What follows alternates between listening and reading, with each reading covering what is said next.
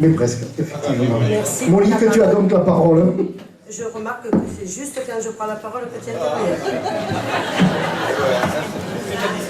Mais c'est parce que je t'aime, Camarades, Monique. je le sais. Mes camarades, levons-nous.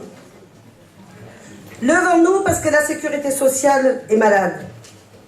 Parce que nos emplois aussi, et de là, par là même, la syndicalisation. Mes camarades, qu'est-ce qui se passe dans nos organismes? Qui est-ce qui a changé depuis notre dernière conférence?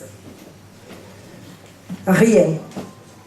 Rien, parce que depuis tout à l'heure, j'entends les collègues monter à la tribune, que ce soit les collègues de la Sécurité sociale, des URSSAF, de la CARSAT, des UGCAM et des CAF.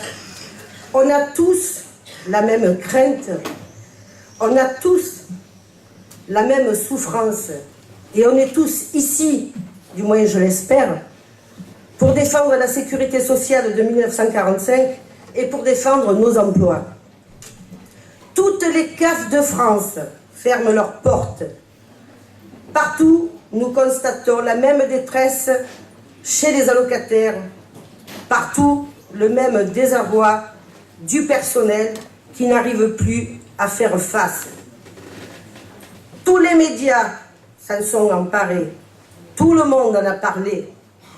Et partout, jusqu'à ce jour, on constate le stress qui a pris place à la bonne humeur du personnel, employé et cadre. Les techniciens conseils sont dans la souffrance. Les travailleurs sociaux le sont également. La demande sociale explose.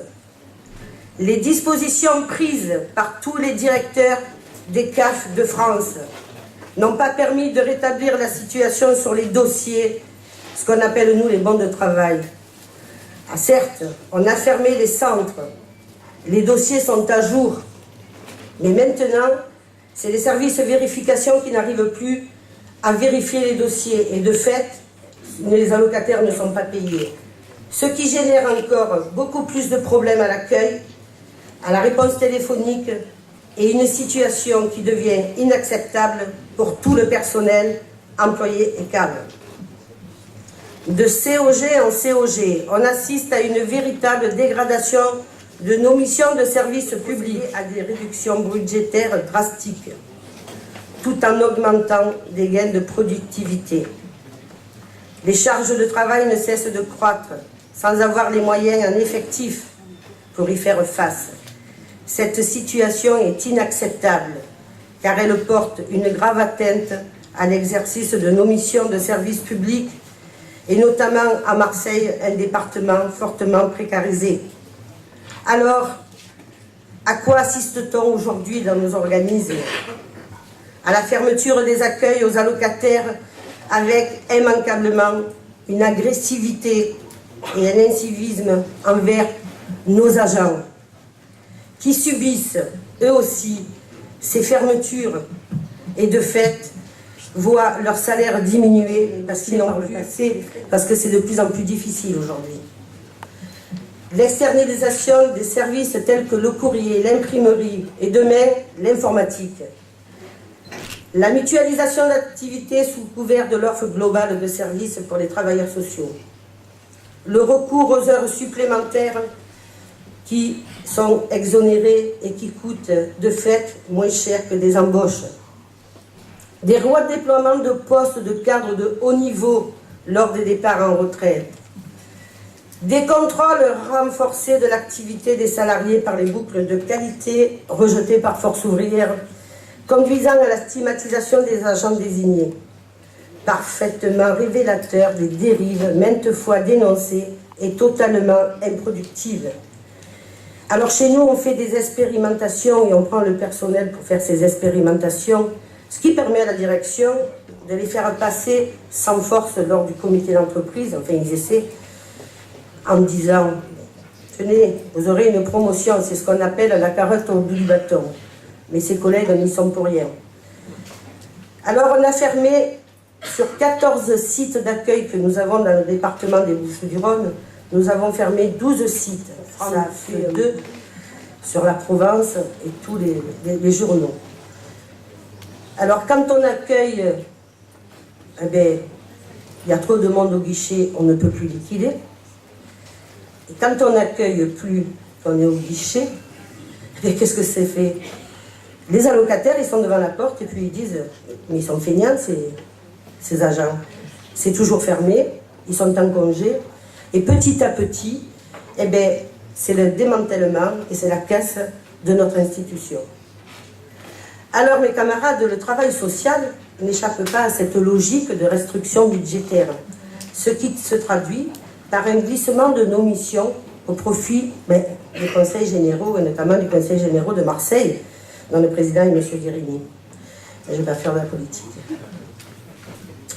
Lors de la précédente COG, nous avions déjà constaté la volonté de la gouvernance par la Caisse nationale du dossier sur le travail social. Processus accéléré et acté dans une lettre de la CNAF, et je la cite, qui dit que plus que jamais, c'est la CNAF qui pilote et conditionne le travail social des CAF. Les interventions des travailleurs sociaux ne s'effectuent plus à partir des demandes et besoins des familles, mais à partir d'une offre de services imposée nationalement sous couvert du modèle informatique. Quant aux familles ciblées, les travailleurs sociaux savent de quoi je parle, c'est autre chose.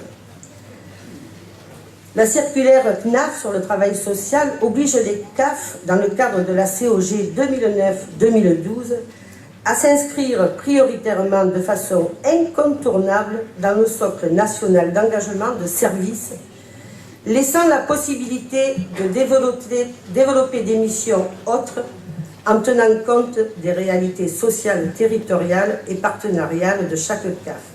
Mission quasiment impossible à cause de cette COG qui prévoit la suppression des effectifs, vous le savez, un poste sur deux sera remplacé en 2010. Cela constitue une véritable mascarade, car cette possibilité laissée au local n'est assortie d'autres moyens supplémentaires, et notamment en effectifs, pour les CAF. Bien évidemment, le travail ne pourra pas se faire, ce sera le Conseil général qui prendra tout. Par contre, je vais dire que chez nous, la CAF, on aurait pu avoir recours à des travailleurs sociaux supplémentaires, puisque la CNAF prévoyait le paiement par le Conseil général sur le travail social.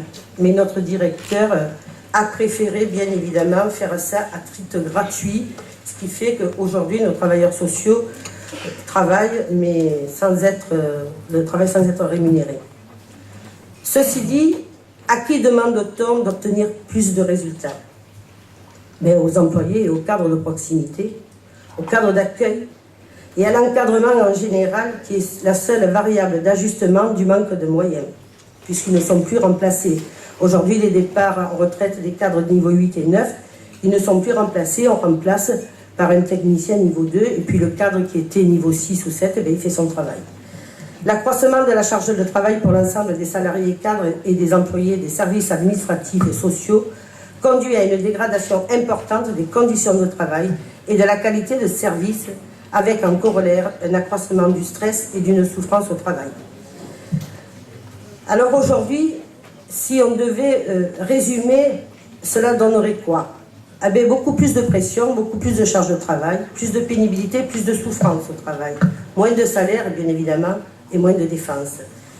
Alors mes camarades, je voudrais citer un camarade, Bertolt Brecht, qui disait « Celui qui combat peut perdre, mais celui qui ne combat pas a déjà perdu. » Alors mes camarades, combattons.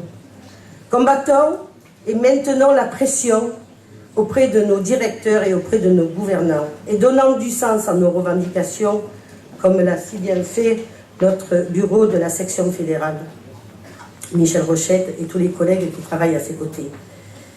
Mes camarades, la lutte ne doit pas cesser.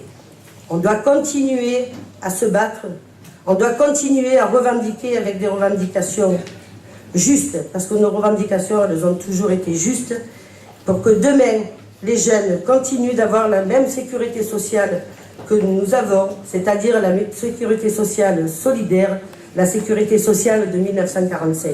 mes camarades, vive Force ouvrière, et je vous remercie de m'avoir longuement écouté. Merci beaucoup, Monique.